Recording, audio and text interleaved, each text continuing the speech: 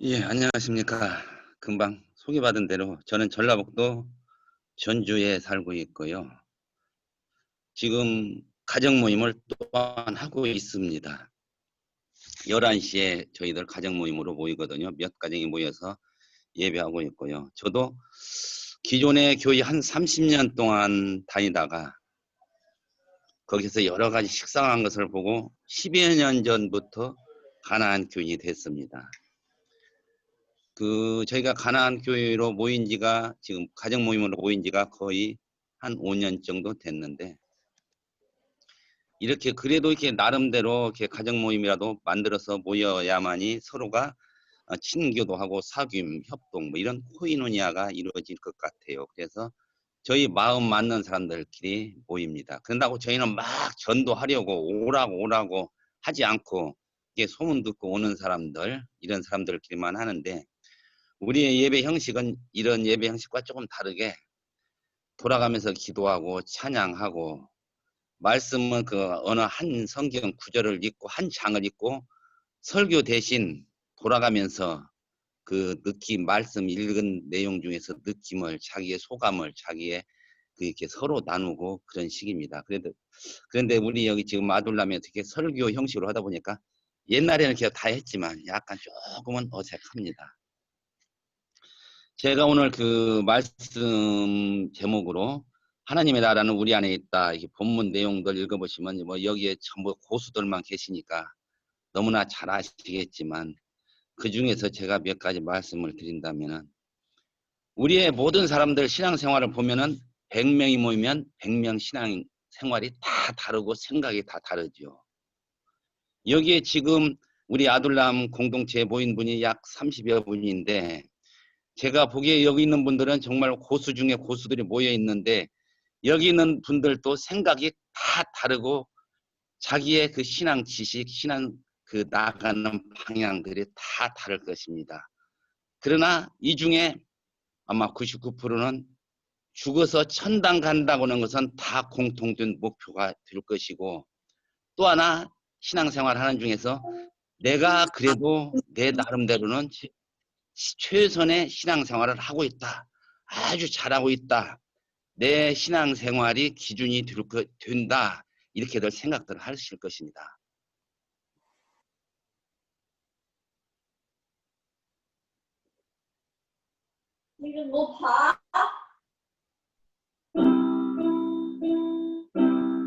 하다 보니까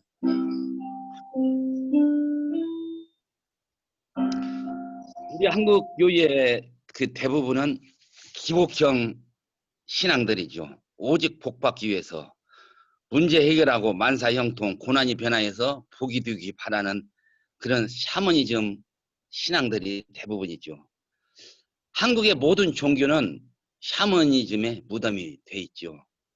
삼국시대와 고려시대를 풍미했던 불교를 샤머니즘과 혼합되면서 완전 변질을 시켜버렸고, 조선시대에 들어와서는 불교의 잘못된 폐단을 없애자고 조선시대의 사상을 유교 성리학으로 바꿨지만, 성리학을 유교를 하나의 종교로 만들어버렸죠. 그건 종교가 아니었는데, 또한 심지어 한국의 조선 말기에 들어온 기독교조차도 샤머니즘이 집어삼켜 먹어버렸죠. 그래가지고 한국 기독교가 이 모양 이 꼴로 이렇게 변질된 것입니다. 어떻게 보면 한국 풍토가 샤머니즘이 이 우리나라의 모든 종교를 변질시키고 이렇게 잘못되게 만들어가는 것이죠.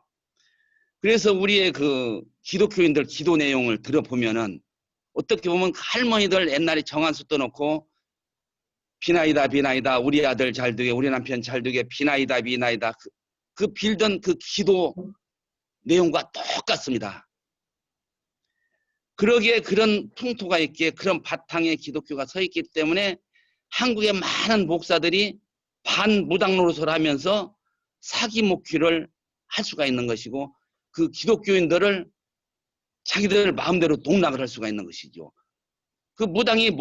목사가 무당 노릇을 하고 있는 것이죠. 한국의 종교의 풍토가 바탕이 그렇게 됐다는 것이죠. 그리고 두 번째가 이제 구도형 기독교인들이 있는데 조금 적은 숫자겠지만은 수도원에서 그런 곳에서 깨달음을 얻듯이 도를 깨우치기 위해서 노력하는 사람들처럼 그 매진하는 사람들, 어떻게 보면은 바리새형 아니면 율법사 또는 신학자들과 같은 자기 나름대로의 파헤치고 깨치고 공부하는 그런 형이 있죠. 그러다가 그 사람들이 잘못되면은 내가 하나님이다, 내가 재림주다, 내가 보혜사다, 이런 말이 나오게 되는 것이죠. 그 다음에 조금 드물지만 정말로 진정으로 우리가 추구해야 할 기독교인이라는 것은 개혁형이 있는 것이죠. 사회를 바꾸고 세상을 바꾸고 교회를 바꾸고 종교를 바꾸고 사람을 바꾸자는 것, 틀을 바꾸자는 것, 잘못된 것을 바꾸자는 것. 그렇게 하다 보니까 많은 사람들로부터 핍박을 받고, 우리 성경에 보면은 선지자들 제대로 제 목숨 다하고 죽은 선지자가 몇 명이나 있습니까? 그들이 왜 죽었습니까?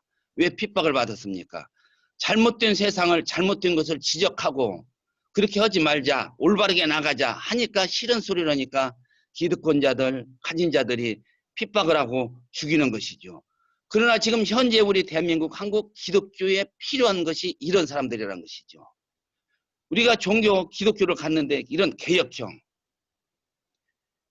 우리 예수님께서도 세상을 바뀌기 위해 이 땅에 오셨다가 십자가를 지시고 많은 선지자들이 감옥에 갔고 그 후에 사도들도 감옥에 가고 순교하고 많이 그랬죠. 우리 대부분의 한국의 목회자들도 처음에는 이런 정신으로 출발을 하는데 살아가다가 보면은 세월 따라가다 보면 변질이 되는 것이죠. 그러나 지금도 이름도 빛도 없이 사역하는 하나님의 사람들이 많이 있다는 것이죠. 우리가 이러한 정신으로 신앙생활을 해야 할진데 대부분의 한국 교인들을 보면은 구원파적인 교리를 갖고 있죠. 한 번 구원은 영원한 구원이다. 예전에 제가 아까 좀 전에 30여 년 기존 교회에 내가 있었다고 했는데 그 마지막 있었던 교회에 한 300여 명 모였던 교회였는데 교회가 참 부흥했었죠. 벌써 10여 년 전이니까 그때만 해도 어느 정도 괜찮았었는데 이 목사에게 못된 버릇이 하나 있었죠. 꼭 어떤 이성을 있으면은 이성을 이렇게 뭐 하여튼 안 좋은 짓을 하는 거예요. 그것도 한 사람 두 사람이 아니라 이 사람하고 했다 저 사람하고 했다 갖고 제가 이제 그런 걸 많이 알고 있었죠. 갖고 몇 번 당부하고 그러지 말아라 그러지 말아라. 당신이 망하는 것이 아니라 교회가 망한다. 하나님이 욕 얻어먹는다. 몇 번 눈 감고 덮어주고 그랬는데 마지막에는 좀 크게 터져가지고 안 되겠다. 당신 그만두고 나가시오. 내가 그런 식으로 말을 했죠. 그리고 여러 사람이 일어나서 당신 나가라고 하니까 나간다고 하더라고요. 자기가 떠나갔다. 그러면서 그 사모가 부인이 나한테 와서 사정을 해요. 손을 잡고 한 번만 봐주십시오. 다시는 이런 일이 없도록 하겠습니다. 그러면서 그러길래 내가 그랬죠. 세상에서도 이런 일이 있어서는 안 될 사람인데 어떻게 목사가 이러느냐. 그리고 교인들 앞에서 어떻게 하나님 나라를 얘기하고 구원을 얘기하고 정의를 얘기할 수 있냐. 그랬더니 구원은 한 번 구원은 영원한 구원입니다. 다윗도 용서받지 않았습니까? 한국 교인들이 죄는 죄고 구원은 구원이다 이거죠. 내가 아무리 큰 죄를 졌어도 살인죄를 졌을지라도 예수를 믿으면 그 믿음으로써 구원을 받는다. 이 땅에서 온갖 폐악질을 다 하고도 죽어서 천국 가는 것을 믿는 사람들, 이것이 한국 교인들 구원파 오직 믿음이라고. 그러면 도대체 믿음이 무엇인가? 어떤 것이 믿음인가? 예수는 그리스도요 살아계신 하나님의 아들입니다. 예수가 나를 위해 십자가에 못 박혀 죽었습니다. 내가 그것을 믿습니다. 예수는 부활했습니다. 그것이 믿음인가? 저희 제가 아까 말씀드렸던 가정 모임에서는 그 내육의 말씀을 나누고 있습니다. 내육의 말씀 내용을 쭉 제가 1장부터 지금 오늘 25장 할 차례인데 내육에서를 보면 우리가 뭐 율법으로만 생각하고 뭐 이것은 하라 저것은 하지 말라 하는 것이라고 생각을 하는데 여기 목사님들 많이 계시니까 더보다 더 잘 아시겠지만 내귀서를 저는 성경의 근본이라고 보고 있어요. 내귀서의 내용은 보면은 사람답게 살아라. 사람 노릇하고 살아라. 여호와 하나님의 명령을 지켜라. 이것이 하나님께서 너희에게 사람답게 살도록 말한 것이다. 이것을 지켜라 이것입니다. 그 여호와 명령을 지키는 것. 이웃을 사랑하고 이웃을 속이지 말고 하나님을 경외하라. 나는 너희 하나님 여호와니라. 명령입니다. 하나님의 명령. 나는 너희 하나님 여호와다. 명령. 그리고 레위기서에 나오는 희년이 나옵니다. 저는 그 성경 중에서 희년 제도를 가장 좋아하는데 희년은 모든 것을 원래 자기 자리로 돌아가게 하는 거 아닙니까? 인간은 인간의 근본으로 돌아가는 것입니다. 하나님의 성품으로. 이것이 기독교 종교의 본질인 것입니다. 그래서 성경의 근본은 희년 정신에 두고 산다고 한다면은 세상이 이렇게 타락하고 죽어서 천당만은 찾지 않을 것입니다. 예수님이 우리에게 가르치신 기도문 중에 아버지의 나라가 오시며 아버지의 뜻이 하늘에서와 같이 땅에서도 이루어지이다. 그것이 무엇입니까? 하늘의 나라, 하나님의 나라, 공평, 정의, 평화, 사랑.